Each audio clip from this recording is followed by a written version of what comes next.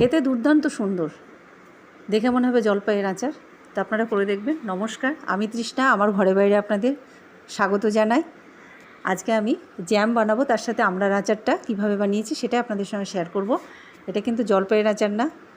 আমরা এখানে আমি 2 পিস করে কেটে নিয়েছি, তারপরে এখানে গুড় নিয়েছি, মশলার জন্য নিয়েছি তেজপাতা, লঙ্কা, মৌরি, জিরে, সর্ষে, শুকনো লঙ্কা নিয়েছি। ওটাকে ভেজে নিয়ে আমি গুঁড়ো করে নেব। আমড়াটা একটু ভেজে নিলাম, সামান্য, বেশিক্ষণ ভাজিনি কারণ নরম হয়ে যাবে, একদম কচি।